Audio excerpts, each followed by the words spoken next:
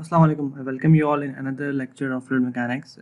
In the previous videos, we discussed about the fluid kinematics, and in this video lecture, I will be discussing some numerical problems related to the topics which we discovered in the previous videos of fluid kinematics. So let's start our numericals. The problem number one, the statement says the components of a velocity field are given by u equals to x plus y, v equals to xy cube plus 16 and w equals to 0. Determine the location of any stagnation point v equals to 0 in the flow field. Now we have a flow field. हमारे पास एक flow field है जिसकी जो हमें given है in the form of three functions u, v and w. u is equals to x plus y, v बराबर है x y cube plus 16 और y equals to 0. Sorry, w equals to 0. This means कि जो flow है velocity field flow जो है ये एक टू डायमेंशनल फ्लो है. इसका थर्ड डायमेंशन जो है वो उसकी इग्नोर की गई है या फिर ज़ीरो है. तो यहाँ पे हमें निकालना है कि स्टैग्नेशन पॉइंट है, किस पॉइंट के ऊपर इस वेलोसिटी फील्ड में वेलोसिटी जो है वो ज़ीरो है. अगर हम इसका प्लॉट करें इसको, तो हमारे पास कार्टेशियन कोऑर्डिनेट सिस्टम में इसको प्लॉट कर सकते हैं और हमसे ये पूछा जा रहा है कि एग्जैक्टली किस पॉइंट के ऊपर वेलोसिटी ज़ीरो है. वेलोसिटी ज़ीरो का मतलब ये है कि वेलोसिटी के दोनों कंपोनेंट, बल्कि इनफैक्ट तीनों कंपोनेंट जीरो होने चाहिए. एक कंपोनेंट ऑलरेडी जीरो है, W equals to zero, but you और वी भी जीरो हो. तो now first of all we will how to proceed with it. First of all we will find the magnitude of the velocity which is equals to v equals to under root u square plus v square plus w square equals to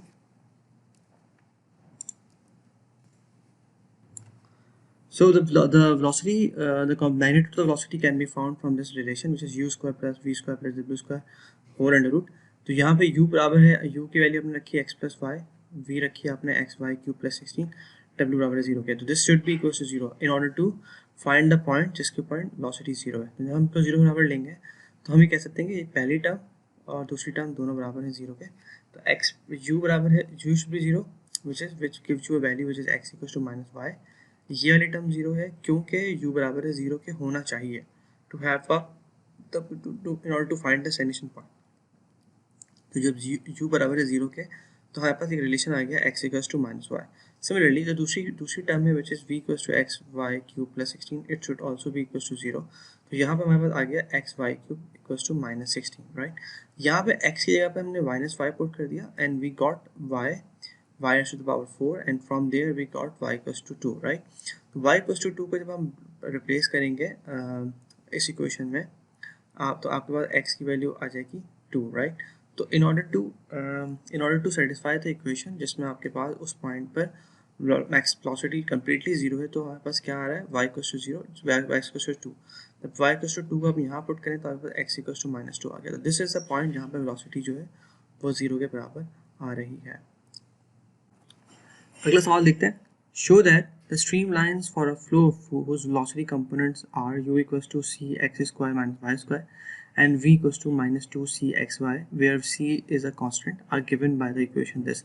हमारे पास velocity का function given है और हमें ये करना है कि जो स्ट्रीम लाइन इस वेलोसिटी की वजह से बनती हैं वो बराबर है X square Y minus Y cube upon 3 equals to constant. इसको हमें प्रूव करना है. At which point is the flow parallel to the Y axis, at which point is the flow stationary. और ये हम दूसरे पॉइंट्स हैं. सबसे पहले हम देखते हैं कि वेलोसिटी की जो इक्वेशन गिवन है वो कौन सी है. हमारे पास पता है कि u बराबर है c x square minus Y square के, v बराबर है माइनस 2c एक्स वाई के. नाउ हमें ये बात पता है कि जो आपके पास एक स्ट्रीमलाइन की इक्वेशन होती है उसका डेरिवेटिव अगर हम लेते हैं dy अपॉन ds बराबर किसके होता है v अपॉन u के. This is the thing which we discussed in the previous video. Streamline की जो रिलेशन है this shows that the velocity vector is tangent to the streamline. तो इसका जो स्ट्रीमलाइन का स्लोप है बराबर किसके होगा v अपॉन u के रेशो के. ये अगर हम और हमारे पास फंक्शन कितना है X square Y minus Y cube upon 3 equals to constant. Somehow अगर मैं इसको इस्तेमाल करता हूँ, ये फंक्शन जो है स्ट्रीमलाइन का है, इसको अगर हम डिफरेंशिएट कर देते हैं तो हमारे पास क्या आएगा. पहले टर्म जो है उसको हम u इंटू वी के फॉर्म में डिफरेंशिएट करते हैं तो 2x वाई डी एक्स बन जाएगा. एक्स स्क्वायर का डिफरेंशिएट किया, वाई को छोड़ दिया तो 2x वाई डी एक्स. फिर हमने जब इसको डिफरेंशिएट और plus X square D Y, तो दूसरी टर्म आ गई डिफरेंशिएट करके. थर्ड टर्म जो है minus Y square D Y बन जाएगी इक्वल्स टू 0, राइट। अगर इस इक्वेशन को थोड़ा सा हम सिंप्लीफाई करते हैं, यहाँ से डी वाई और डी एक्स को कॉमन निकालते हैं, तो डी वाई बराबर हो जाएगी X D Y into X square minus Y square, और डी एक्स के साथ 2xy इक्वल्स टू 0 हो जाएगा।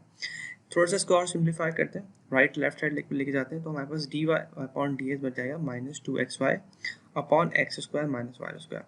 अगर आप गौर करें कि ये जो रिलेशन है इसके अंदर अगर फॉर एनी कांस्टेंट अगर मैं यहाँ पर सी लगा दूँ ऊपर भी और नीचे भी, तो माइनस 2cxy और नीचे क्या आएगा c x square minus Y square. तो ये पूरी टर्म ऊपर वाली टर्म जो है वो बेसिकली v के बराबर है, आप यहाँ देख सकते हैं, और नीचे वाली टर्म जो है u के बराबर। इसका मतलब ये है कि जब आपने इस स्ट्रीमलाइन की इक्वेशन को डिफरेंशिएट किया और आपने वहाँ से y और x dy अपॉन ds निकाला, तो ऑटोमेटिकली उसका रेशियो किसके बराबर आ रहा है v अपॉन u के। और ये बात साबित करती है कि ये जो वेलोसिटी है के कंपोनेंट्स हैं और जो स्ट्रीमलाइन बन रही है वो दोनों आपस में सिंक हुए हैं, यहाँ पे वो दोनों आपस में एक दूसरे को प्रूव कर रहे हैं। Now the flow is parallel to the X axis, कब होगा जब D Y upon D X 0। ये बात कैसे है, क्योंकि स्ट्रीमलाइन जो है उसका स्लोप 0 हो जाएगा जब वो एक्स एक्सिस के पैरेलल होगी। ये बात हमें मैथमेटिक्स से पता चलती है। और ऐसा कब होगा जब हमारे पास v बराबर है 0 के। This is important. v बराबर होगा जब ये रेशियो 0 होगा, D Y upon D X 0 कब होगा जब v बराबर 0 के। u बराबर 0 के नहीं हो सकता, otherwise this will become infinity. Now ये कब होगा, this occurs either x equals to 0 और y इक्वल्स टू 0। v बराबर है 0 के बराबर कब हो सकता है, जब x बराबर 0 के या y बराबर 0 के। अगर x और y में से कोई भी एक टर्म 0 के बराबर हो जाएगी तो आपके पास स्लोप 0 हो जाएगा, and that will make the flow parallel to the x axis. Similarly अगर parallel to y axis flow करना है, फ्लो चेक करना है, तो स्लोप को होना चाहिए इन्फिनिटी के बराबर। और वो कब हो सकता है, जब आपके पास u बराबर है 0 के। और u कब बराबर हो सकता है, जब आपके पास ये टर्म 0 के बराबर हो जाए। In that case it should only occur when x बराबर है y के प्लस माइनस के साथ। तो आपके पास वेलोसिटी जो है वो 0 कब हो रही है, आपके पास जब x और y दोनों 0 हैं, otherwise there is no other condition जब वेलोसिटी आपकी 0 हो जाएगी, राइट। तो this is how this is the way हमने स्ट्रीमलाइन क्वेश्चन से शुरू किया, and we differentiated with and found D Y upon D X, and हमने ये बात प्रूव की कि D Y upon D X का जो रेशियो है बेसिकली वो v अपॉन u के बराबर आ रहा है ऑटोमेटिकली। आई होप इस सवाल आपको क्लियर हो गया होगा। Let's move to the next problem.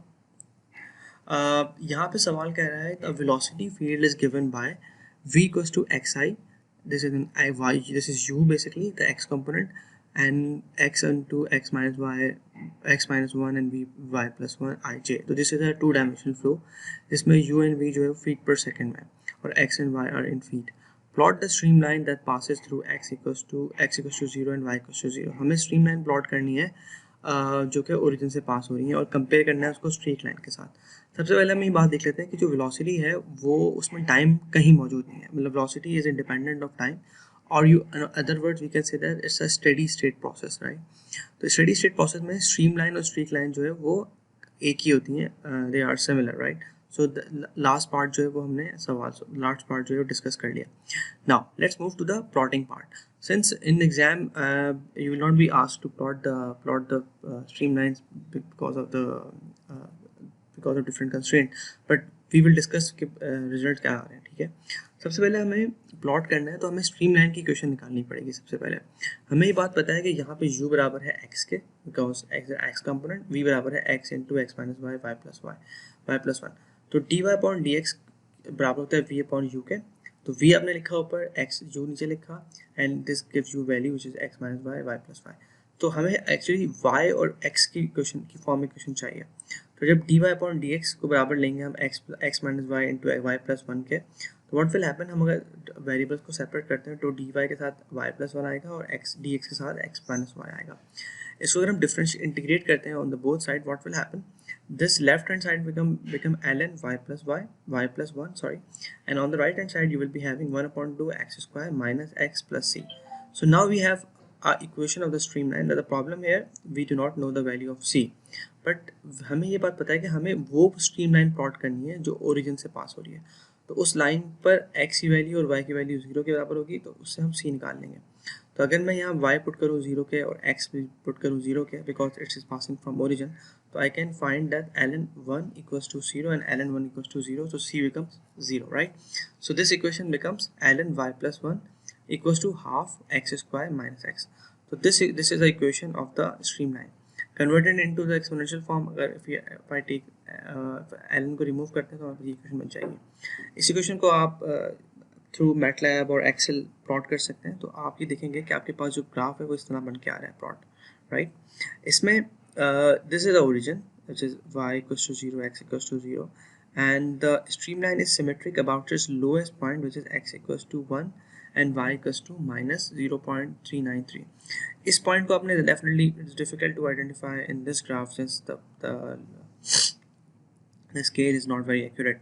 So अगर आप MATLAB पे एक्सेल पे चेक करेंगे तो जो लोएस्ट पॉइंट है वो वैल्यू क्या आ रही है, x equals to 1 और y equals to minus 0.393 somewhere here, right, which is slightly above minus 0.5. इस पॉइंट के ऊपर इस स्ट्रीमलाइन जो है वो सिमेट्रिक है, ठीक है। x equals to y and equals to 0, the velocity is 0. इस पॉइंट पर velocity 0 कैसे आ रही है, बिकॉज ओरिजिन के ऊपर velocity 0 है, x equals to 0 and v equals to also 0 when x and y are 0. तो ओरिजिन के ऊपर x भी 0 है, u भी 0 है, v भी 0 है, but x is less than 0.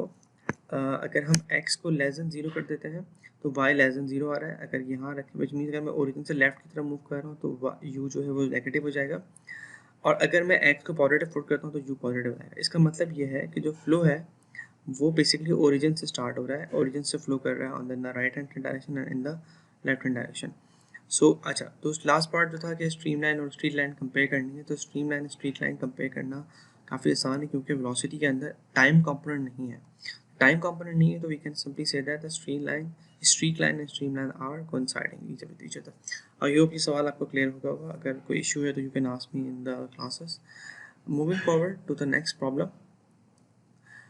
This is a pretty simple numerical. Determine the acceleration field for a three-dimensional flow with a velocity component u equals to minus x, v equals to 4x square y square, and w equals to x minus y. Now we have u, we have v and w. हमें निकालना है क्या है, हमें ax निकालना है, ay निकालना है, az निकालना है। As I discussed earlier in the class, we have material derivatives which actually has a local term and a convective term. So dou u upon dou t plus u dou u upon dou x plus v dou v upon dou y and w dou u upon dou z. तो इस simply for ax ay az के जो relations हैं material derivative के, उनको हमने इस्तेमाल करना है। पहली टर्म 0 के बराबर क्यों होगी, बिकॉज u के अंदर x t मौजूद नहीं है, differential of u with respect to time 0। Now u को वैल्यू u रिप्लेस कर दी माइनस x के साथ, dou u upon dou x minus 1 के बराबर होगा। v की value 4x square y square coming from here, dou u upon dou y 0 है क्योंकि बिकॉज u के अंदर y नहीं है, एंड w जो है x माइनस y है, but dou u upon dou z भी 0 है बिकॉज u के अंदर z नहीं है। The whole term become only x. Similarly, when you find ay, तो dou v upon dou t 0 है बिकॉज v के अंदर कोई 0 नहीं है, टाइम की टर्म मौजूद नहीं है। u माइनस x हो गया, अगर मैं इसको डिफरेंशिएट करता हूँ रिस्पेक्ट टू x तो I will get 8x y square. this can be differentiated with respect to x. v की वैल्यू एज इट इज आ गई सेकंड टर्म के अंदर, थर्ड टर्म के अंदर, और जब इसका डिफरेंशियल लिया तो आपने इसको डिफरेंशिएट कर दिया with respect to y। Similarly इस v में कोई z टर्म मौजूद नहीं है तो z टर्म जो है वो 0 हो जाएगी, तो this becomes this term, right. Similarly z में बात करते हैं तो z के अंदर हमारे पास w t जो है डिपेंडेंस वो 0 है। Moving forward u minus x है, dou w upon dou x की वैल्यू 1 के बराबर आ रही है। सिंपली आप डिफरेंशिएट कर रहे हैं, आपके पास ये रिलेशन मौजूद है, इसमें आपके पास जो रिलेटिव जो भी रिस्पेक्टिव डिफरेंशियल हैं आप उनको रिप्लेस कर रहे हैं। v की वैल्यू अपने यहाँ से उठा के रख ली और dou w upon dou y को आपने रिप्लेस किया, that become -1, and similarly w के अंदर भी z का कोई वैल्यू नहीं है तो ये टर्म 0 के बराबर आ गई। तो az ay ax आप निकाल लिया, and similarly we can write it in cartesian coordinate form. a बराबर है axi plus ayj and az के, तो you can simply write it in this form, या आप यहाँ भी छोड़ सकते हैं, but this is a better way to represent it.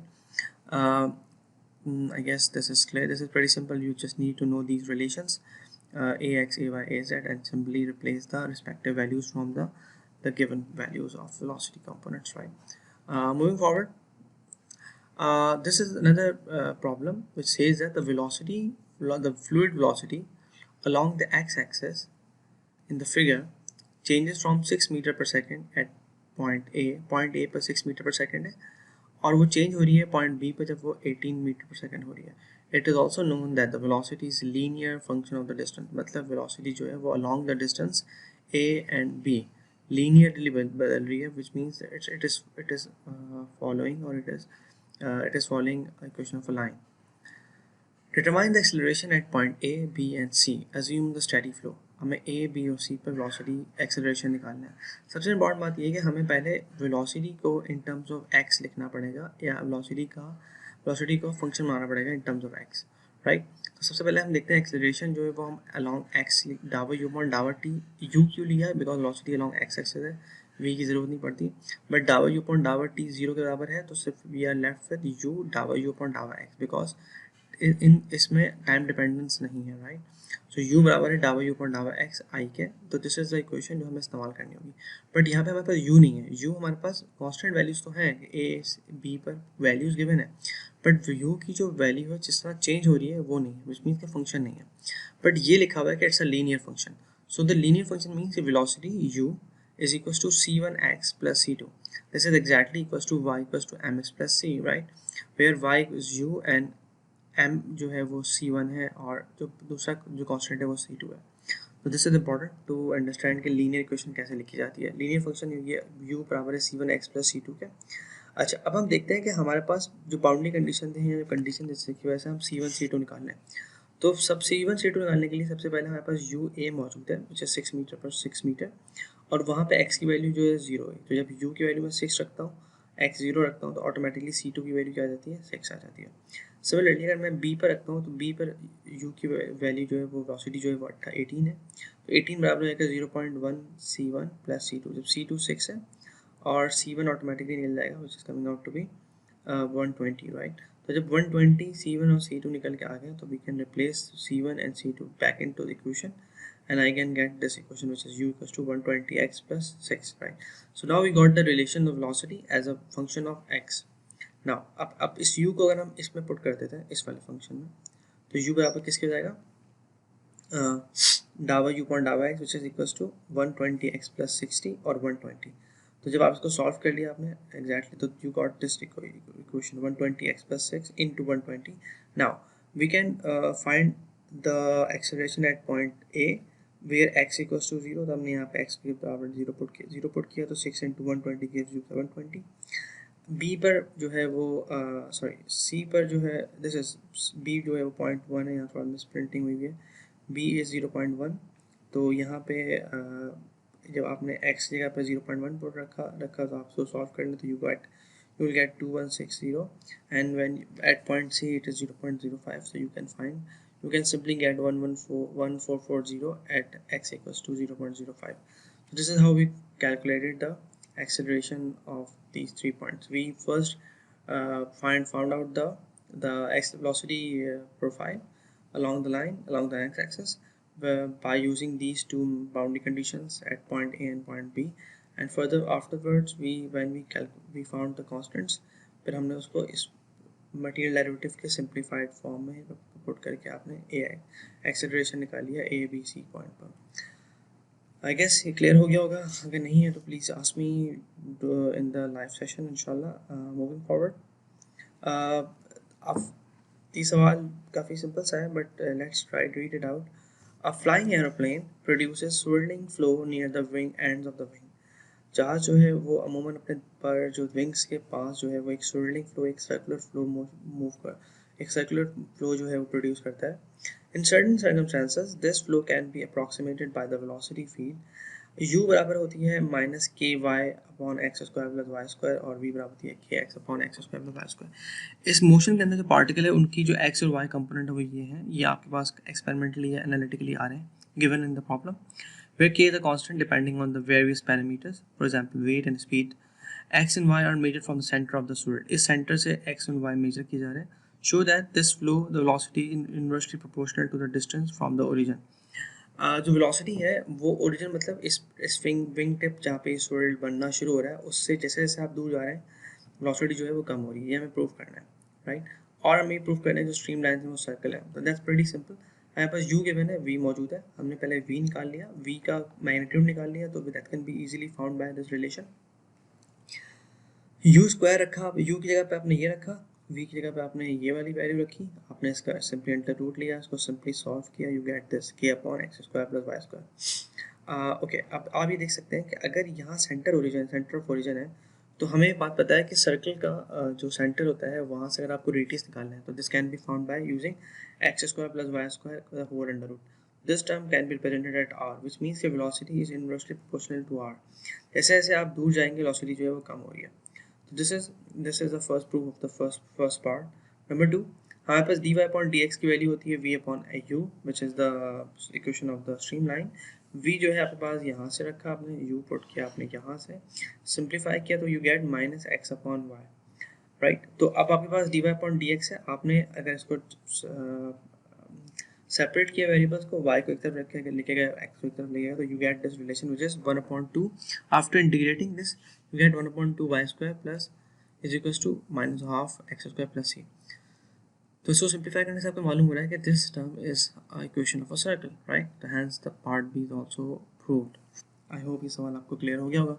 काफ़ी इतना मुश्किल नहीं है, although the question length is quite large. Right, सवाल काफ़ी बड़ा है but it's pretty simple if you know how to deal with all the same equation. Simple relations है बट कैसे अप्रोच किया गया, this is important. Moving forward, another numerical. A fluid flow past a sphere with an upstream velocity of 40 meter per second. Velocity given आपके पास v naught 40 meter per second. From a more advanced theory, from some analytical results and experimental results, we found out that the speed of the fluid along the front part of the sphere. Front part मतलब sphere के शुरू के हिस्से में और सामने के हिस्से में वेलोसिटी जो है वो चेंज हो रही है with respect using this relation which is 3.2 v naught sin theta. Determine the stream wise and normal component. Stream wise मतलब जो along the stream line है या पे tangent, और normal जो कि center to the toward the center of the sphere है. हमें acceleration निकालनी है at point A if the radius of the sphere is A is equals to 0.02 meters. Now first of all हम देखते हैं velocity क्या है. Velocity given आपके पास 3.2 v naught. v naught की वैल्यू 40 है तो हमारे पास velocity की वैल्यू हो गई 60 sin थीटा के बराबर आ गई. राइट, तो वेलोसिटी जो है वो इस पर चेंज हो रही है with respect of function of theta. Theta बदलेंगे तो वेलोसिटी जो है वो बदल जाएगी, विच मीन्स थीटा मैं जीरो रखता हूँ, which means at the centre at the front of the sphere the velocity will be zero, and that is actually substantiated by the fact that velocity is zero at the stagnation point. This point is the stagnation point, but as the theta is increasing, velocity is increasing, right? And at the top, which is at 90 degree, it will be maximum, right? So now moving forward to the an. An is the normal component which is equals to v square upon r. तो v square upon r की value आपने कैसे निकाली, आपने 60 sin 40 यहाँ पे निकालना था पॉइंट ए पे, तो आपके पास ये रिलेशन गिवन था ऑलरेडी, तो आपने 60 sin 40 से आपने ए वी निकाला. पॉइंट 2 जो है वो रेडियस है, तो आपके पास ए एन आ गया विच इज 7440 मीटर पर सेकंड स्क्वायर. राइट, अब ए एस किसके बराबर होता है, जो कि अलॉन्ग द स्ट्रीम लाइन है, which is equals to v डावा वी अपॉन डावा एस, या if you remember the dynamics this is actually equals to ADS equals to VDV. Now V पता है आपको 60 sin theta, but डावा V upon डावा X नहीं पता, velocity का change with along the streamline. But we can use a chain rule which is डावा V upon डावा S equals to डावा V upon डावा theta into डावा theta upon डावा S, right? So डावा V upon डावा theta can be found from this equation. Equation velocity का change with respect to theta. तो अगर मैं डावा वी अपॉन डावा थीटा निकालना चाहूँ इस इक्वेशन में, तो ये निकाल सकता हूँ which is equal to 60 cos theta, because अगर मैं इसको डिफरेंशिएट कर देता हूँ. Now coming back to the डावा थीटा अपॉन डावा एस पार्ट, हमें ये बात पता है कि s equals to r theta होता है. यहाँ आर जो है वो ए से रिप्रेजेंट हो रहा है, तो we found out the relation that how a is changing with respect to theta. Right, तो s equals to 0.2 theta, a जो है वो 0.2 है और थीटा. राइट, नाउ अगर मैं इसको सॉल्व करता हूँ तो मेरे पास बन जाएगा एस अपॉन 0.2 थीटा, तो डावा theta upon dash will be equal to 1 upon 0.2. Now 1 upon 0.2 will be replaced here with 60 cos theta, so the whole equation will become cos sin 40, which is the first part, and the second part, which is डावा v upon डावा s, can be replaced by cos 60 cos 40, which is this term डावा v upon डावा theta, and 1 upon 0.2, which is the डावा theta upon डावा s. So from here we found that AS equals to 8860 meter per second. So at point A we found both the component, which is the normal component and the streamline component. I hope ये सवाल आपको clear होगा. We are done with the numerical of chapter number 4. If you have any question, you can ask me in the live session. Thank you very much for listening.